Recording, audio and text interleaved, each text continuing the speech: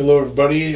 Tonight we're going to go back to about, I think it was like 2005. 2005. I was just starting selling full time. And a friend of mine told me that there's a guy across the street from where he lives that's selling weed. And at the time I wanted to get some weed. So I went over with my friend to his house. His name was Tony. And I walked in to his apartment, to his room, and it was like I walked into the fucking 1969. It was like there was peace signs everywhere. He looked like a hippie. He had long hair, a bandana. It was groovy all over the place, you know. So in fact, I went in and I said, hey, Mr. 1969 called and wants his place back. And he didn't think it was very funny, but so he gave me some weed about it, and so that was Tony, you know. He was kind of a weird guy, but so, and then a couple weeks later, this same guy introduced me to a guy named Louie.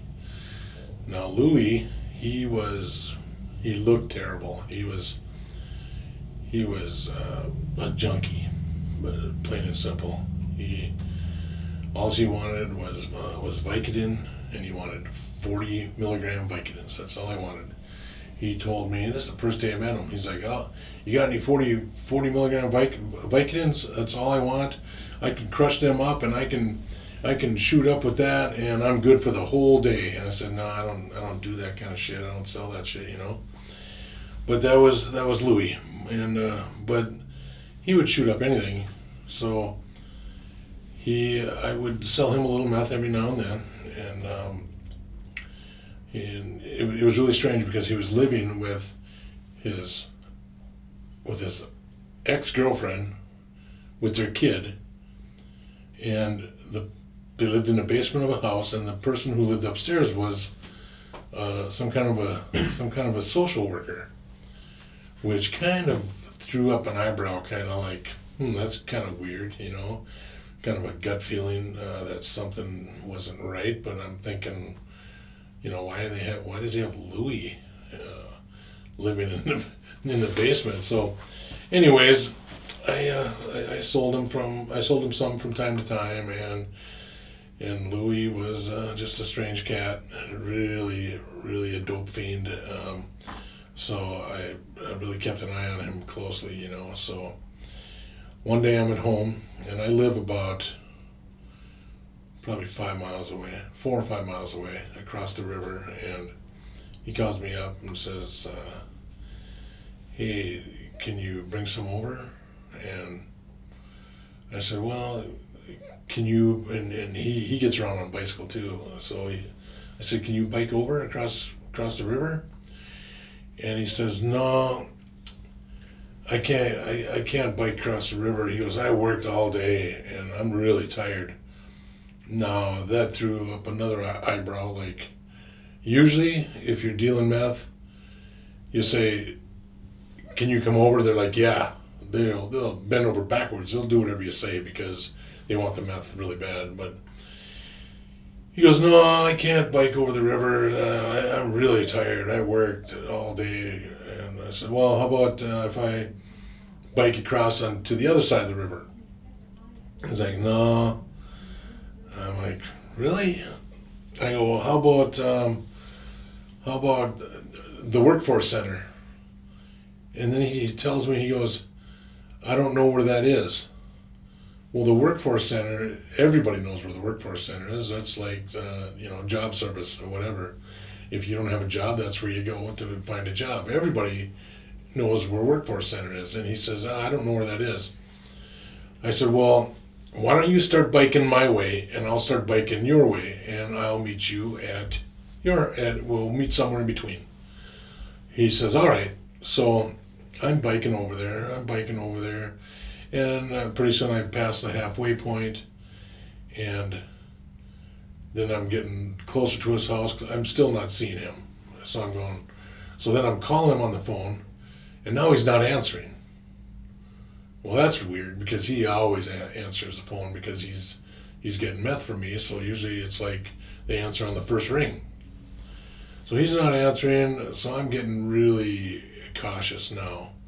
Not paranoid, cautious. So I'm getting there, getting close to his, about a few blocks away from his house, and he lives on a block that block is on a busy street. And you know how on busy streets, there are a lot of cities have T alleys, so the alley doesn't come out onto the busy street.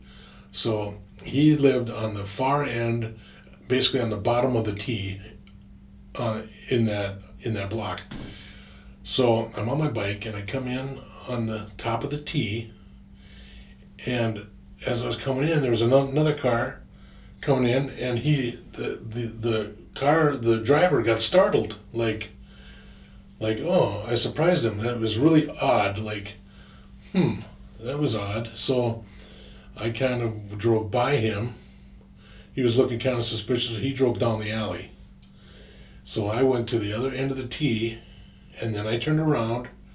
I went through the top of the T into the next block, which was another T alley, and I went down that long part of the T alley on that block, which now I'm a block away from Louie's house, but in the other alley.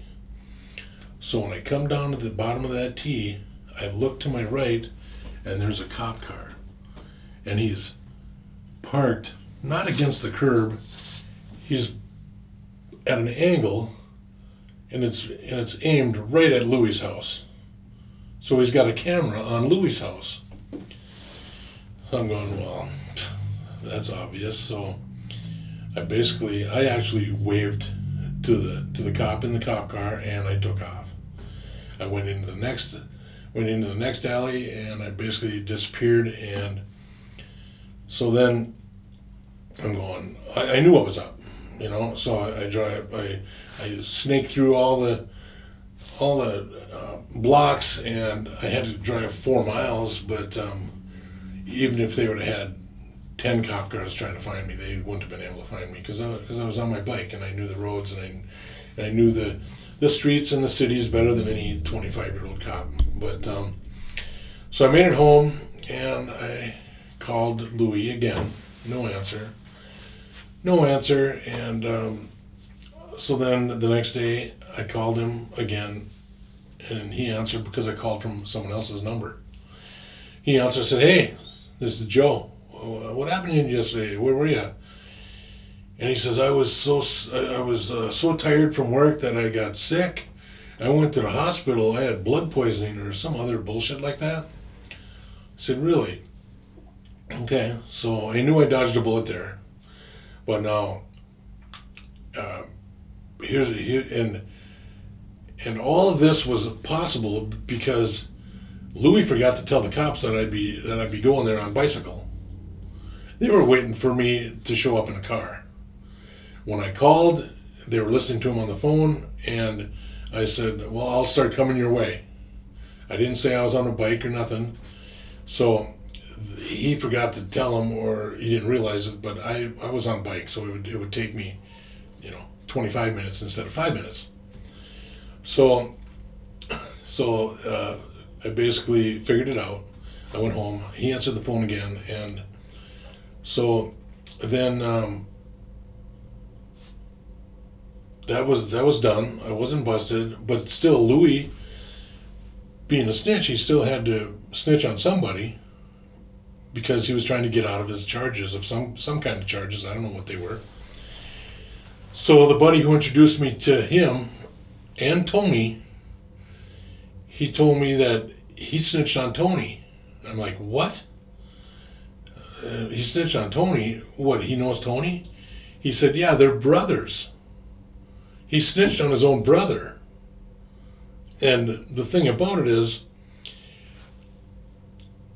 Louie didn't know nothing about the law, and when he went over to his brothers as a snitch, he went in and brought, and I didn't know it, but his brother not only sold weed, he also sold pills. So he told his brother that he needed pills from him that he was going to sell for him, and he said put 2 pills in each little baggie, in each plastic baggie. So his own brother gave him like 10 little baggies with pills in. Well, Louie didn't know that each baggie was a huge charge, and his brother went away for 5 years because of that, because of Louie didn't realize how steep of a penalty, and so yeah, that's what meth does, and that was one story for you. Thanks for listening, and subscribe, leave a like, share, leave a comment, and we'll keep on putting out stories like this. I've got a lot of them, and we'll talk to you next time.